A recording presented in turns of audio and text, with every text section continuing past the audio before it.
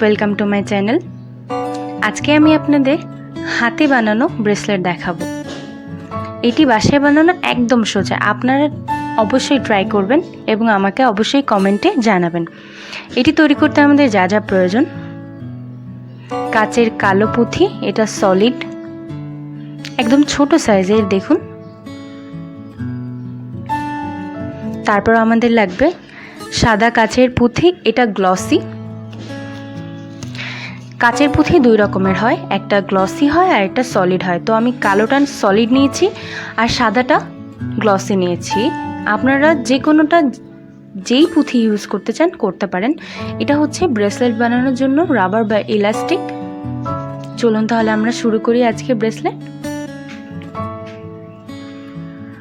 প্রথমেই আমি বলে নিই, আমরা হাতের মেজারমেন্ট অনুযায়ী ইলাস্টিকটা নিব। আপনি আপনার যেই মাপে আপনার ব্রেসলেটটা তৈরি করতে যাচ্ছেন সেই মাপে আপনার ইলাস্টিকটা আপনি নেবেন। এবং অবশ্যই মনে রাখবেন, যখন আপনি ব্রেসলেটটা নিচ্ছেন তার থেকে অবশ্যই 2 ইঞ্চি এক্সট্রা রাখবেন।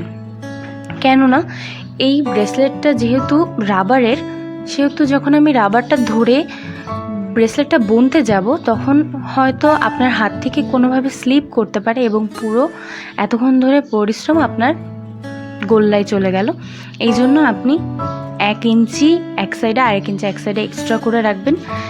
এবং আরেকটাও ব্যাপার হচ্ছে, আপনার লাস্টে ব্রেসলেটটা বাঁধতেও সুবিধা হবে, কারণ আপনি যদি একদম টাইটায় রাবারটা রাখেন তাহলে কিন্তু আপনার হাত থেকে ছুটে যাবে, আপনি বাঁধতে পারবেন না।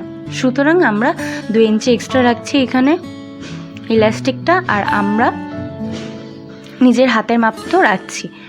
এইভাবে যোগ করে আমরা রাবারের ইঞ্চিটা স্কেলে মেপে নিতে পারি। এরপর আমরা আজকে আমি যে ব্রেসলেট আপনাদের দেখাচ্ছি, বেসিক্যালি এটা একদমই সিম্পল একটা ব্রেসলেট।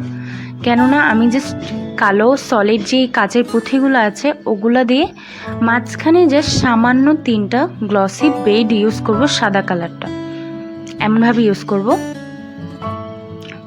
সাদা 3টা দিয়ে পরপর একটা সাদা একটা কালো দিয়ে এভাবে আমি রাখবো। দেখুন এখানে 3টা সলিড দিইনি, কিন্তু গ্লসি দিয়েছি, 3টা গ্লসি সাদা পুঁথি দিয়েছি। দেখুন আপনারা চাইলে এগুলোর অনেক কালার ভ্যারিয়েশন আছে, আপনারা যে কোনো কালারে বানাতে পারেন। এই যে লাস্টে ইলাস্টিকটুকু আমি কাটছি, এইটুকু এক্সেস এটা কেটে নিচ্ছি, নাহলে তো খারাপ দেখাবে, আমরা কেটে নিলাম। এখন আপনারা এই যে লাস্টে ইলাস্টিক কাটছেন ওই জায়গাটা আপনারা পুড়িয়ে নিতে পারেন, সাবধানে, অবশ্যই সাবধানে পুরাবেন। পুরালে হবে আপনি পরবর্তীতে পরলে ওটা ছুটে যাবে না।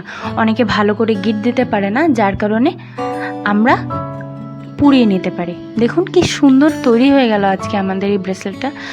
যে কোনো কালারের, যে কোনো রঙের আপনারা নিজেদের পছন্দ মতো ডিজাইন বানাতেই পারেন। দেখুন আপনারা অবশ্যই বাসায় বানাবেন এবং আমাকে জানাবেন। আর অবশ্যই গাইজ ভালো লাগলে সাবস্ক্রাইব করবেন, শেয়ার করবেন আর লাইক দিতে ভুলবেন না। Thank you guys, subscribe to my channel.